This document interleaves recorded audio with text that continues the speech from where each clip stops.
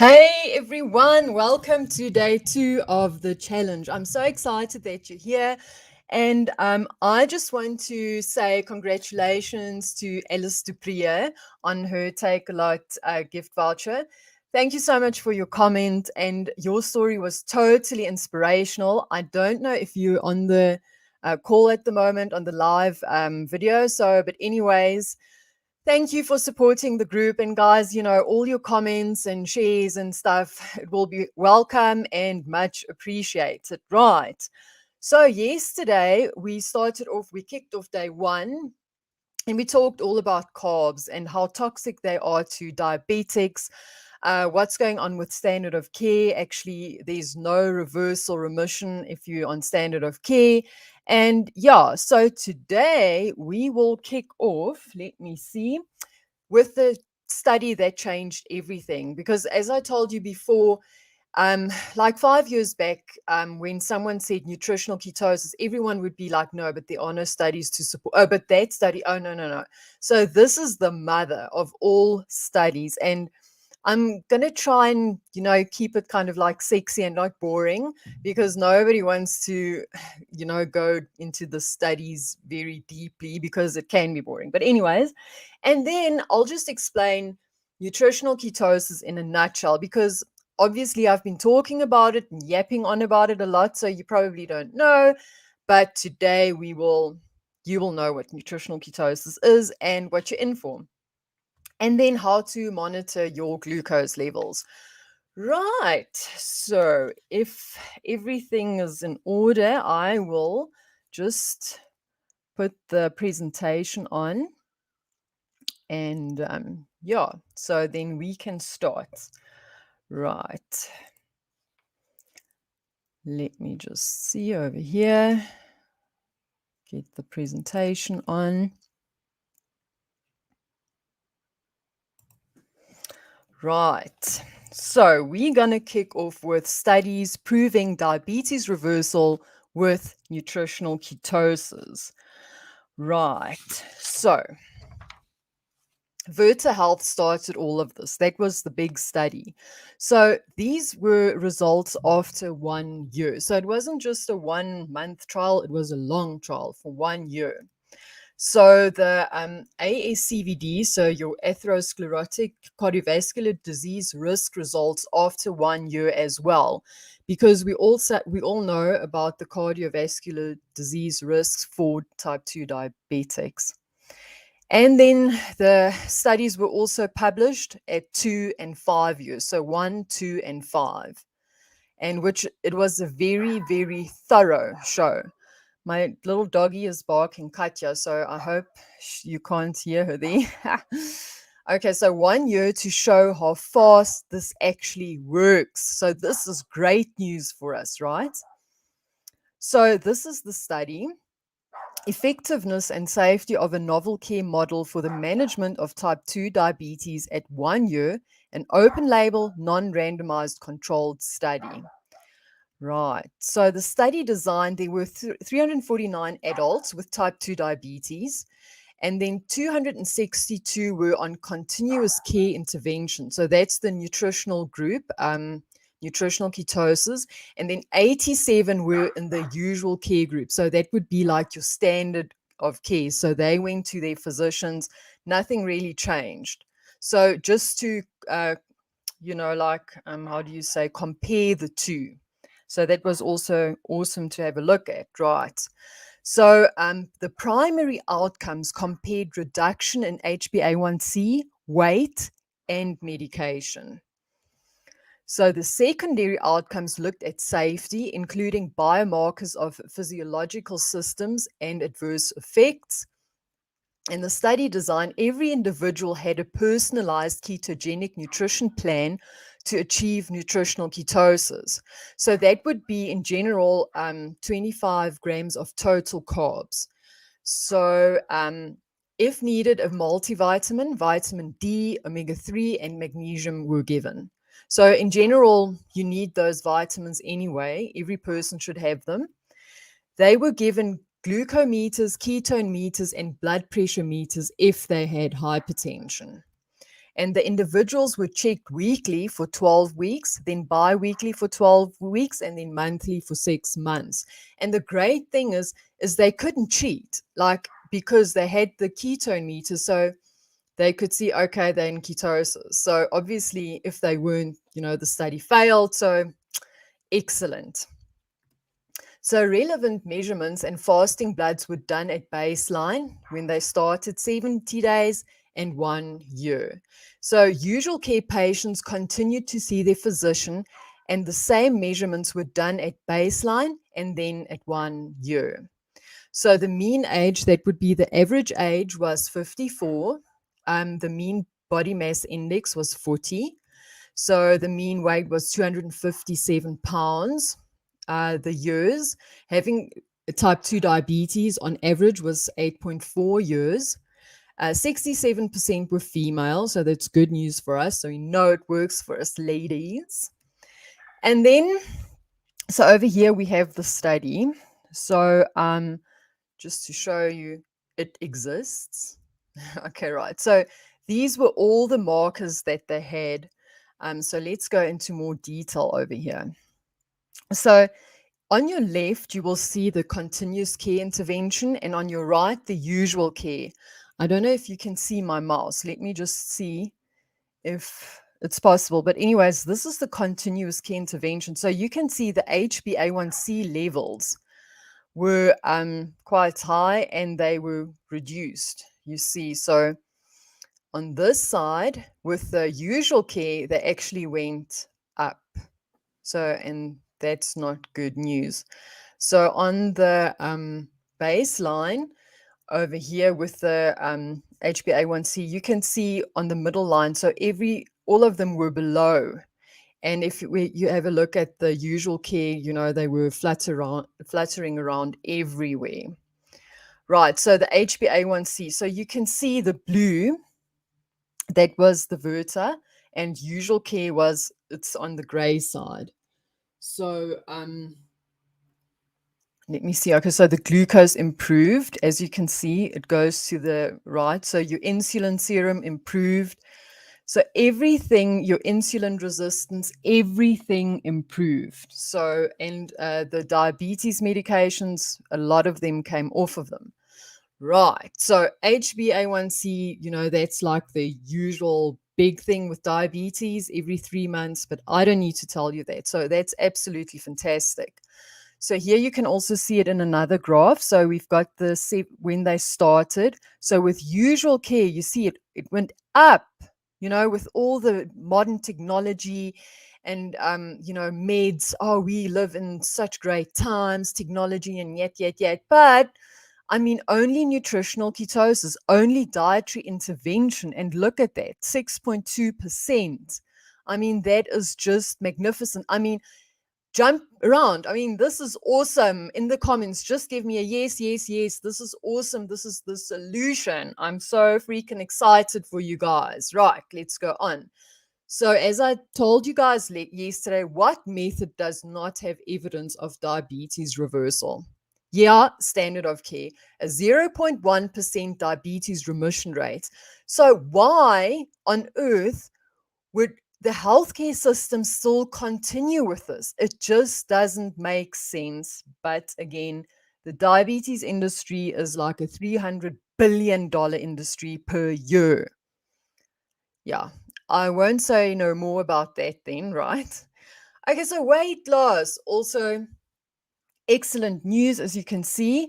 So clinically significant weight loss would always be like -5. I mean, this is double. This is absolutely awesome. So 12%. Let's continue. So here we have the medication reduction. And think about it. So the usual care group, actually, these went up. But now with these people, they got off their meds, right? So the sulfonylureas, the SGLT2 inhibitors, the tongue twister there, DPP4, insulin, GLP, and metformin. So in the VIP section, I will be discussing metformin, because with metformin, in South Africa, they call it also glucophage. Some people actually use it now for treatment, anti-aging treatment, actually. So it's quite interesting the research they are doing on that. So also, but I'll discuss that at the end.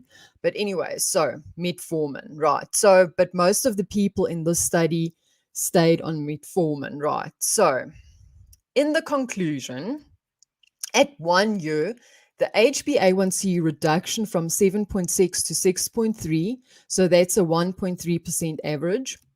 72% achieved an HbA1c of smaller than 6.5%. Yes, yes, yes. 60% of patients reduced their HbA1c to under 6.5 and stopped their medication, and some continued with metformin.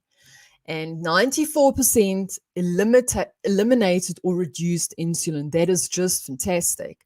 And 30 pounds weight loss. So that's 12% average weight loss at 1 year.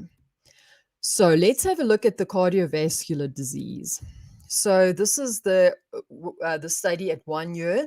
So the disease risk factor responses to a type 2 diabetes care model, including nutritional ketosis induced by sustained carbohydrate restriction at 1 year, an open labeled non-randomized controlled study. Right. So what is cardiovascular disease? So it's heart disease, heart attack, stroke, heart failure, arrhythmia, heart valve problems. So, cardiovascular disease is the number one cause of morbidity and mortality in patients with type 2 diabetes. So, this is like this is the scariest thing for anyone who has diabetes. So, if we have a look at this one, so let's just zoom in on this. So, this is your 10-year risk score. And look at this, and it improved like an 11.9% reduction in a 10-year risk score. That's quite significant. All right.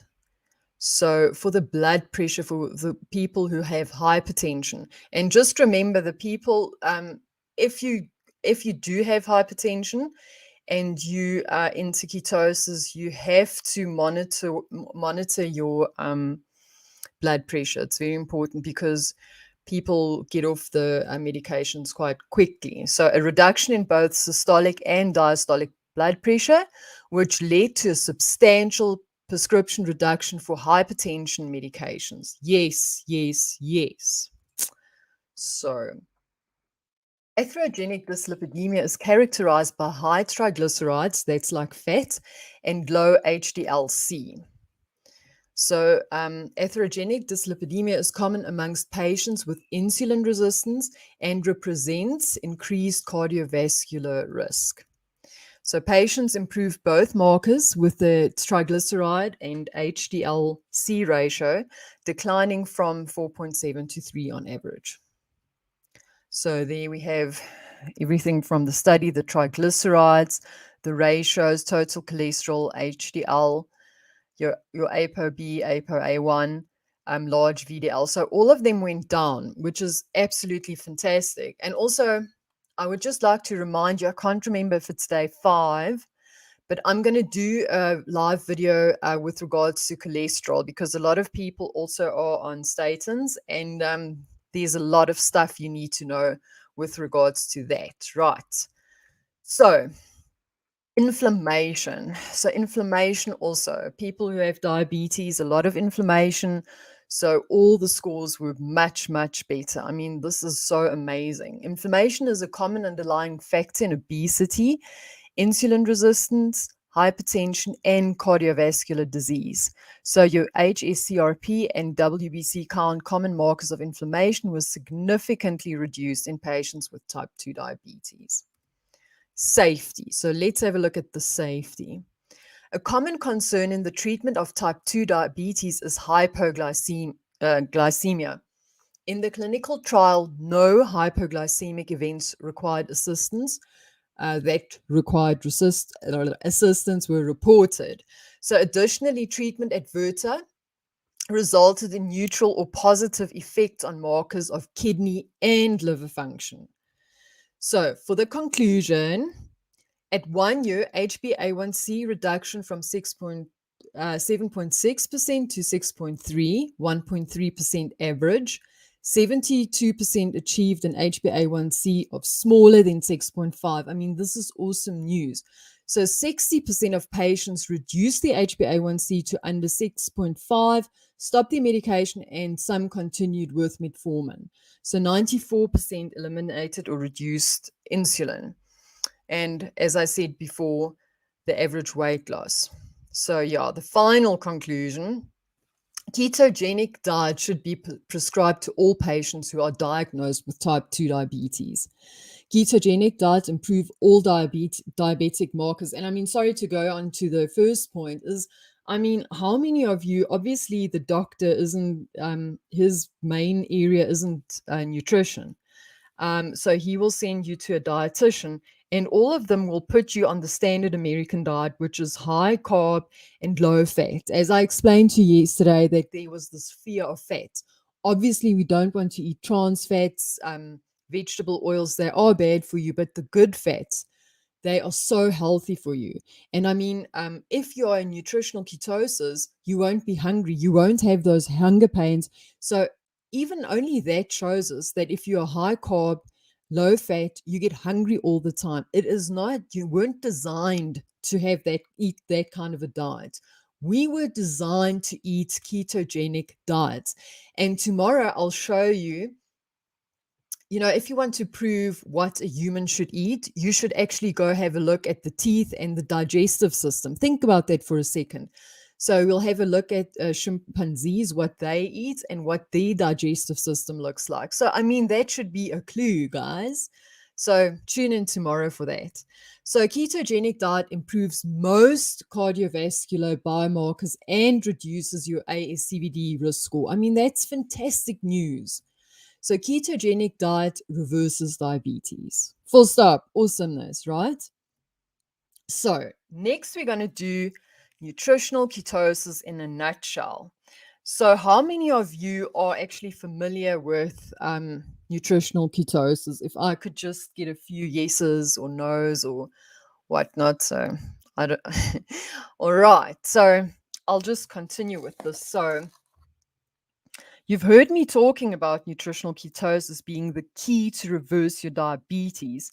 So let me explain just to you what it is and what you need to know for now, because I'm just going to warn you.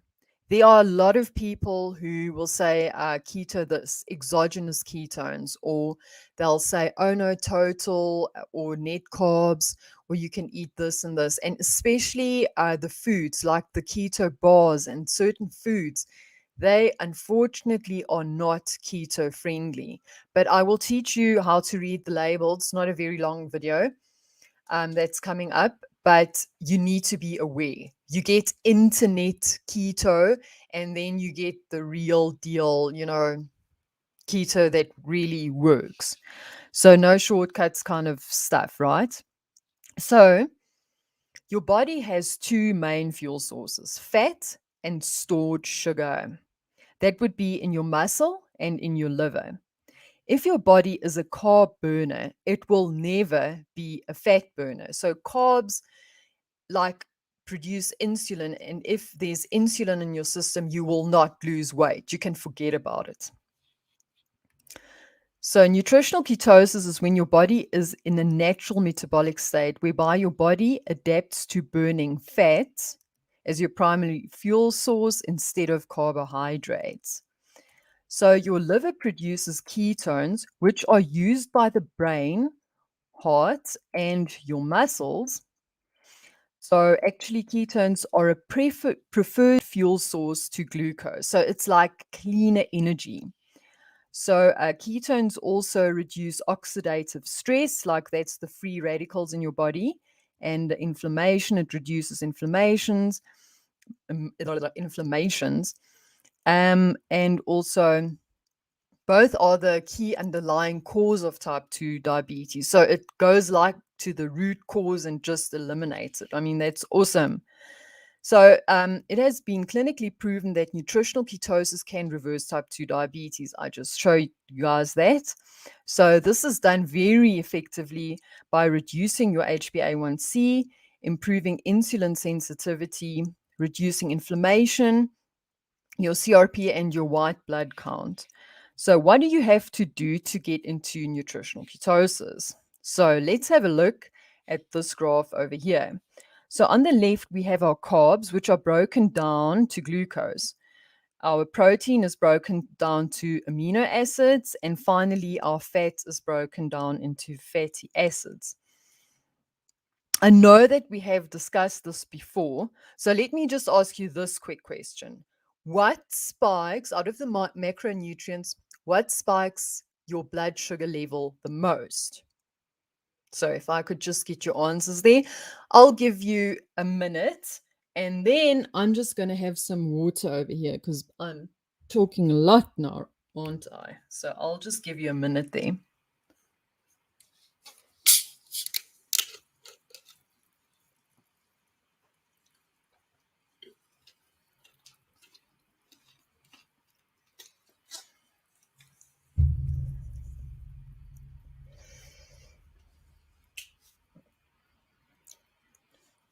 Okay, guys, so I hope that you've got the answer. Should I give you a clue? Is it like protein, fat, or carbs? Or maybe I should just shush so you can do the work, okay? I'm just going to have some more water here.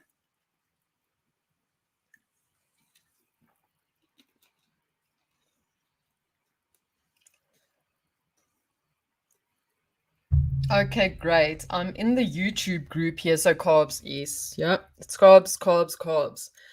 Carbs, the toxic stuff. Anyways, let's continue. So we can see the carbs spike the blood sugar the most, protein is kind of moderate there, and then the fat, obviously that's not too much, right?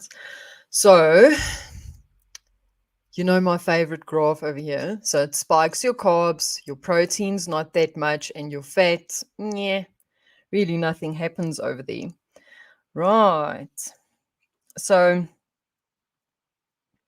you know that for a diabetic who's carb intolerant, it would make no sense to eat carbs. So what you would do is ditch the carbs and up the fat. And as I said before, fat is very, very dense in calories. So you won't be eating a big chunk of butter, for example, only a little piece, and that's it. And you'll be satiated, and it's healthy for you. So now let's have a look at the energy you get from macronutrients.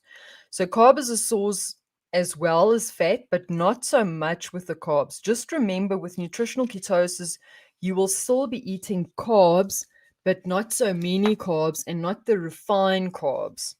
You see, that's bad news. Bad news. So when I see clients, they often ask about whole grain carbs and if they can eat those because they have more fiber. You know, as a child, we were also taught, my mom would bake the bread, you know, heavy grains, very dense, heavy. You could kill someone with that loaf of bread. But, anyways, that was preferred to white bread. So we were never allowed to have any white bread in our house. So, it's a good question, but the problem is if you have type 2 diabetes, fiber-rich carbs will still cause a huge increase in your blood sugar levels. So the fiber content tends to slow down carb absorption, but not enough when you are a type 2 diabetic. So let's have a look over here. So we've got the whole wheat bread. So 100 gram has 49, is that right? 41 grams of sugar. And then over here, that's right. Sorry, I swapped it around in my notes. So just look at that. I mean, that's ridiculous. There's really no difference. I mean, it's like 7 grams. Okay, it is a teaspoon, but still. I mean, so yeah, I would just totally ditch that. So yeah, these carbs, hey? So carbs are the only macronutrient that is non-essential. Your body can produce glucose by itself through a process called gluconeogenesis. So there is one exception, and that is if you're on insulin and sulfonylureas, whereby hypoglycemia can be a problem. We will discuss this later. So again, if you go onto a keto diet, you cannot continue with your meds except for metformin. But remember, I'm not a doctor. So if you are on insulin and sulfonylureas and such, I will discuss that in VIP. Then you have to go see your doctors because you need to reduce your meds. So that is very, very important. So let's continue. So those are your carbs. So it's non-essential.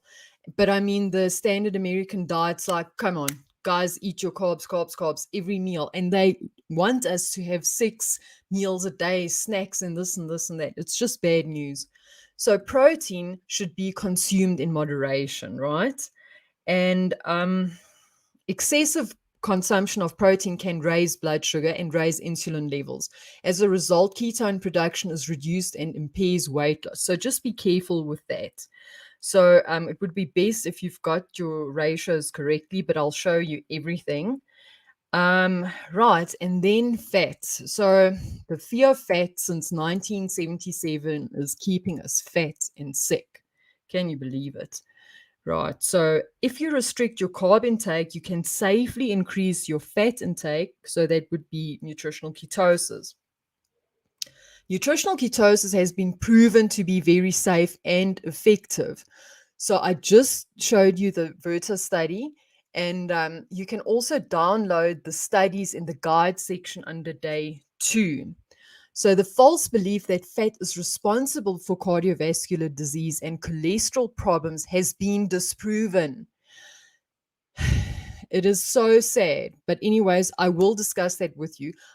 Will be discussing this on day 5 in the VIP section. Okay, so there I mentioned it.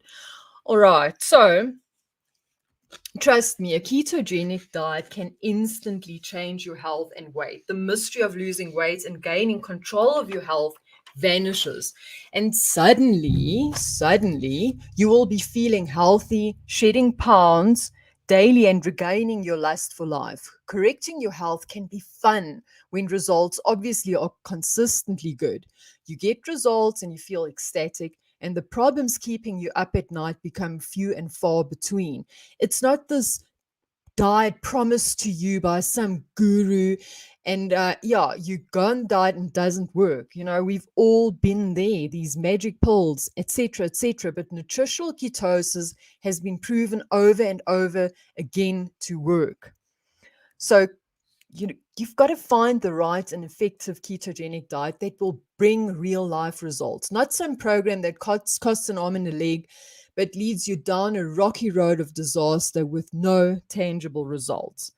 So here's what's up. And you need to know that a one size fits all approach does not work. You are unique. No people are the same. If you and your, let's say, friend, sister, brother, mother, aunt follow the exact same diet, well, the results won't be optimal for you because you are unique. Your height, age, gender, activity levels, weight, and your goals are not exactly the same. So, personally, I wouldn't attempt just any ketogenic diet without having a proven step-by-step guide to follow. And this is especially true if you want to save time, money, and frustration. I mean it. That is why my Uber Keto diet we created a ratio-based 28-day meal plan to move you in the right direction. So it's also customized to your individual needs. And this, my friend, is the cornerstone of a successful ketogenic diet. So we want you to move in the right direction. You will know exactly how many carbs, protein, and fat you should be eating daily. And that is where most people fail dismally on a ketogenic diet. So, because they get their ratios completely wrong, and sadly, they do throw in the towel. So, I know it sucks to struggle lowering your HbA1c levels, lose weight, and correct your health, but pure bliss when you do succeed.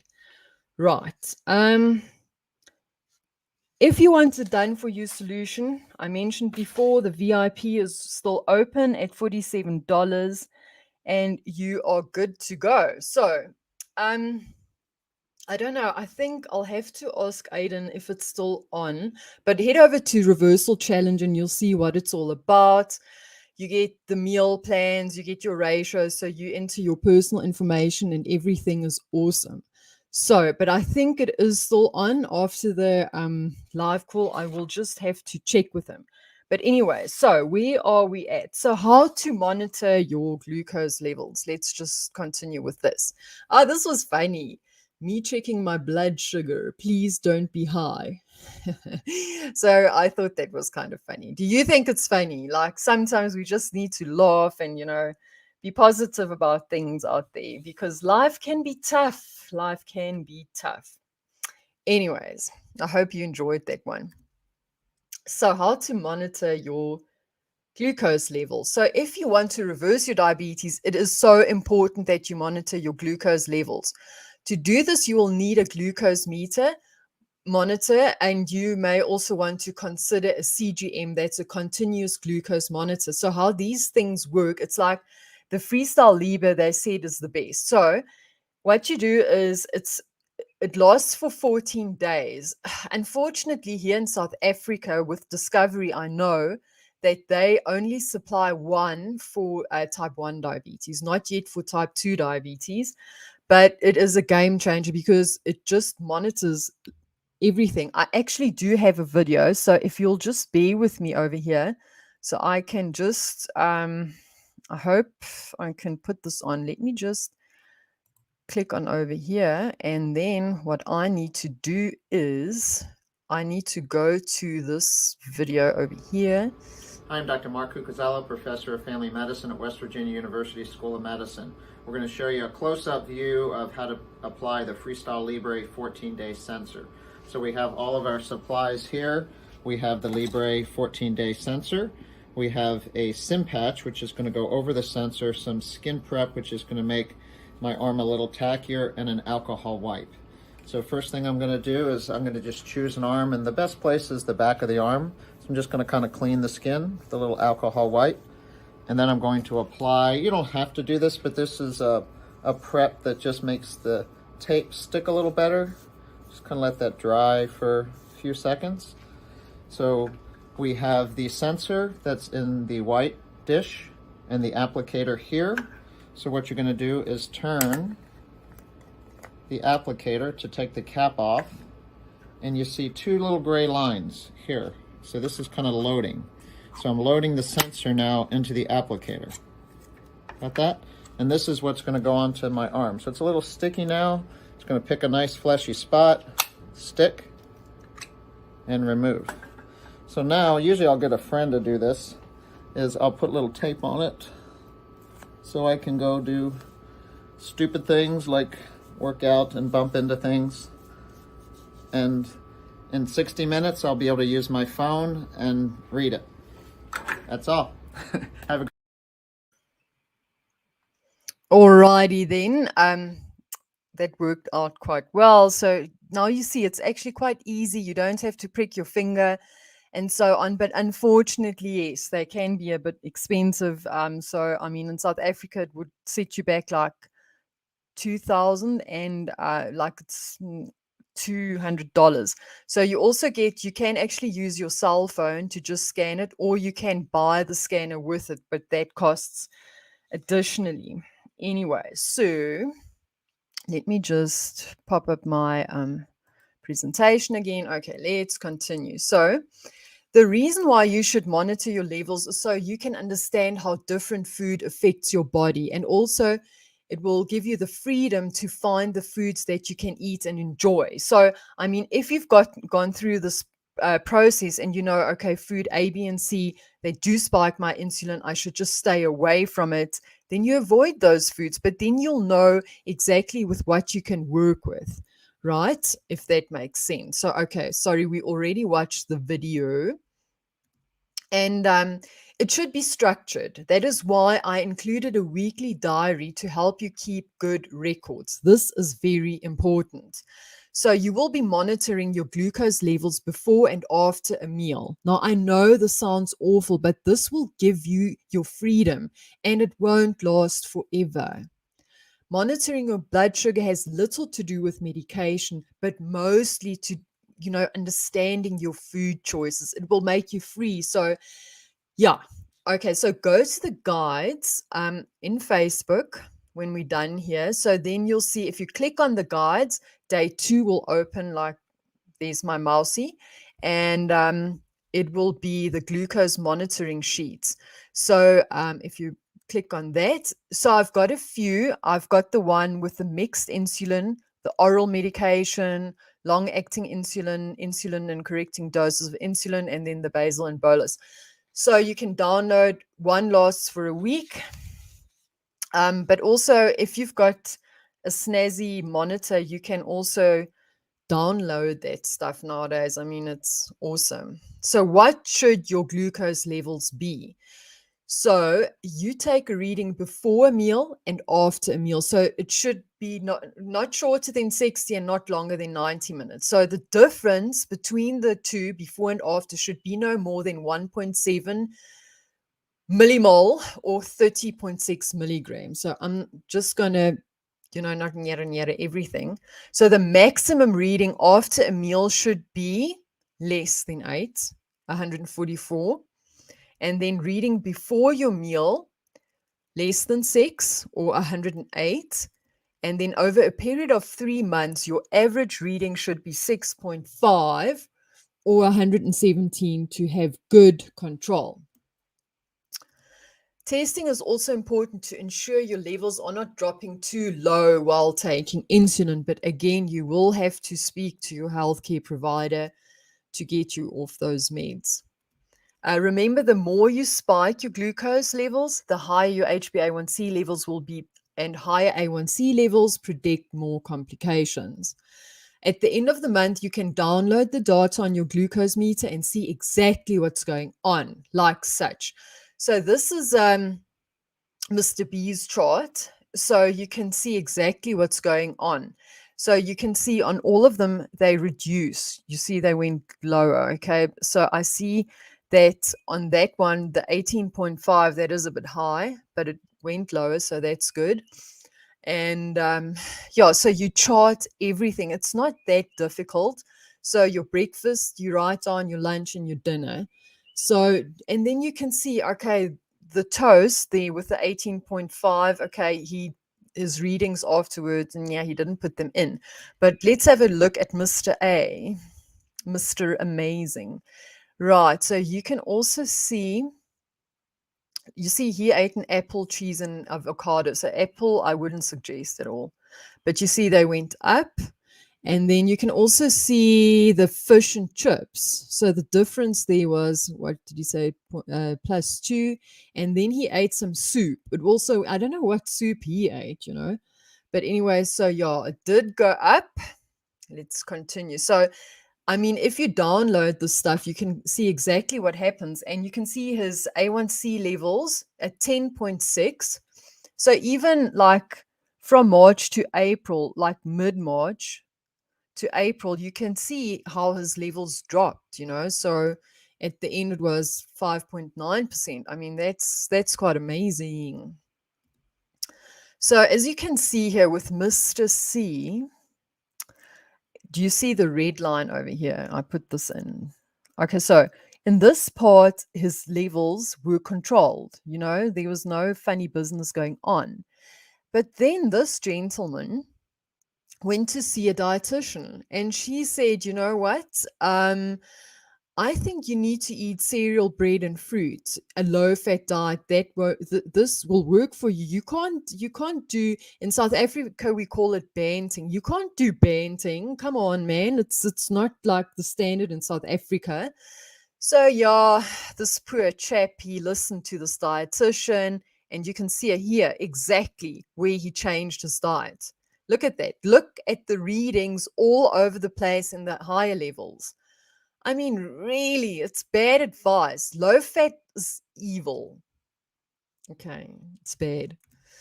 So, patient X before dietary changes. Now, You can see here, this person in South Africa, I don't know if you've got it in America, but he ate Wheat Bix. Now, Wheat Bix is a cereal you eat in the morning. And I actually checked today. So it's 63 grams of carbs per 100 grams. I mean, that is so high. That is like, oof, bad news for anyone, even a person who doesn't have diabetes. Actually, I know people who fed the dachshunds. They fed the poor dog Wheat Bix. Now, obviously, with milk, I don't think they gave the poor dog any sugar. But this dog now is blind and he gets these tags all over him. And I tell you, that little dog has diabetes. I've never actually asked them, but it's so sad, you know? You know, if people, and those people love their dogs, but I haven't got the heart to actually say something because it's a bit too late now. Shame.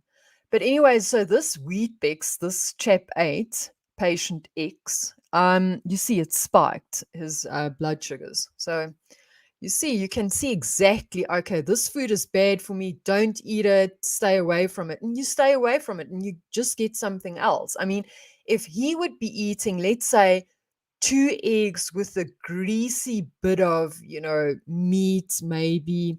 What do you call it in America, though? It's like this, what do you not it's beef, but it's the brisket. I mean, what I did the one time is I smoked the brisket. I always get my husband to do the smoky business.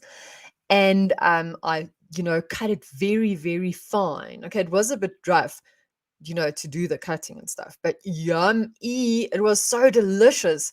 Anyways, if you have that with bacon or whatever you eat, and you have, like maybe a little bit of a tomato thing, not sauce, your own thing with a little bit of garlic and Tabasco, yum, yum, yum, and you eat that. I tell you now, you won't spike. You will feel so much better. You'll feel satiated. It's real food. But anyways, I'm getting hungry now. I hope my husband will make me some dinner tonight. Anyways, so as you can see, the Wheat Bix wasn't a good idea. But with this, you can see exactly what's going on. So you know your body. You will learn to know yourself what's going on. I just think it's brilliant. So the key principles: the more you monitor, the more effective this will be. If you do it in a structured way, you will find out what spikes and what doesn't. So the moment you eat something new, make sure to check your reading. So even if, like say after 4 months or whatnot, and if you eat, let's say, I don't know, star fruit, just check your numbers. When changing medication, check more often. So that's also very important, right? So if you go to your physician, take your glucometer so they can download your readings. And I'm sure that if you go to your doctor after you've started nutritional ketosis, after 3 months, your journey to reversal, they will be blown away.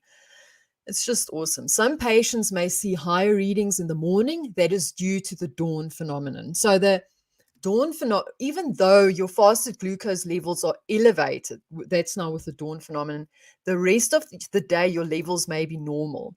A lot of people who reverse their diabetes with nutritional ketosis still experience the dawn phenomenon and improve their HbA1c levels. This is because your average readings matter more than the individual readings. So the lowest readings are usually before lunch and before supper if you are eating correctly. So if you go to the guide sections as well, there's a reference sheet for your blood glucose targets, milligram, and then on the other side, the millimole. So go and download it, put it onto your fridge or whatnot. And yes, there you go. So if you're going to go, and I hope you will do nutritional ketosis, you will have to look at your medication. All right. Again, I'm not a doctor. Actually, let me ask you a question. How many of you are on medication except for metformin? How many of you are on insulin, sulfonylureas, and such and such? Just give me a heads up and just in the comments tell me what's going on so I know. Because in the VIP section, I'm going to be discussing metformin, glucophage in a bit more detail. because a lot of people still stay on it, and it's not necessarily bad for you. A lot of people say that they get a runny stomach and stuff, but more often than not, it's because they have too many carbs. And if you reduce those carbs, like with nutritional ketosis, then things tend to be better, or you can get a slow release one, but that you will have to discuss with your doctor. So, but that just shows how powerful nutritional ketosis or a ketogenic diet is. So, I mean, you have to lower your meds on the same day. I mean, I don't know how better I can actually say this, anyways. So, yeah. So, guys, I hope that you enjoyed this presentation today. I hope that you understand nutritional ketosis. The food is yummy. It's real food.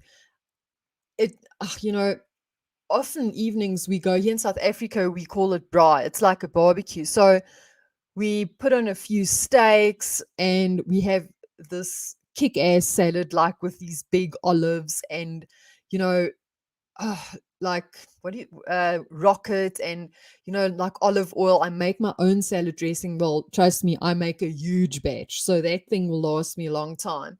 But there are tips and tricks I can give you, because I've been in this business for a long while, and it's fun because, you know what, after a while your palate changes. You can't stomach anything that's sweet. Like, you know, this dark chocolate, like 90% or 100%. I could never ever eat that stuff. But now it's totally different, you know? So everything changes, that sweetness and that addiction, and you will lose weight because your insulin won't be spiked. You know, a lot of people are struggling with weight loss, with diabetes, and it's simply because of the insulin. So, yeah. But anyways, I'm babbling blah blah on again and whatever. Well, anyways, as I was saying, so it's real food, but it's delicious. Anyways, I don't know if you did see, I last year during lockdown here in South Africa, it was quite rough for us, because they shut down. My dad, he quit smoking because they didn't allow any cigarette sales, which was a good thing for him now. But it's so cute because now every day on the radio, it's like, we are at number 600 of lockdown. So he knows exactly how many days he's quit smoking. Anyways, shame. But yeah, there was no alcohol. There was, and they limit, like, you couldn't go to a shop and just buy clothes. This minister had to say, okay, you can buy these shoes, you can only the necessities, and everything else was closed. And yeah, so I wrote the 51 delicious keto chicken recipes book, and I'm so proud of it. So go have a look. I've got some curries there, delicious curries. Yeah, everything, buffalo wings and stuff, and it's all keto friendly. So go check it out and let me know. The reviews on Amazon are quite good if you want to head over and check it out. I'm not talking nonsense. So I'm very proud of that book. I know a lady, she actually downloaded it, but I think it is Alice actually, but it was a bit big. So just let me know how your internet is, because in South Africa it can be a bit different. So, right. Okay, I hope I see you guys. Upgrade to VIP. Let me just get out of this presentation over here.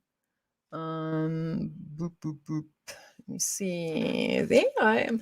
Right. So let me see. I'm here in StreamYard. So let me just add the banner. Then you can see it's reversalchallenge.com.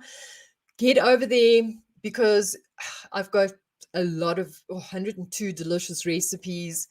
So you will know exactly how many carbs, how much protein, everything is in that. And I've got an awesome manual, like it shows you what smoking point is, why carbs are so bad. It goes into detail, but it's not a boring and too scientific book. It's easy to read and it's a lot of fun. Anyways, I hope you enjoyed this. I will see you guys in the VIP. I think in like half an hour. So yeah, tomorrow. What's tomorrow? Tomorrow is a big day for me because I will be focusing on nutritional ketosis, explaining exactly what happens, how much you have to eat, what you have to look out for, FAQ, if anything's worrying you. And if you have any questions, remember you can always send them to vivienne@myuberdiet.com. And I will also in VIP discuss the food labels, how to read them, what to look out for.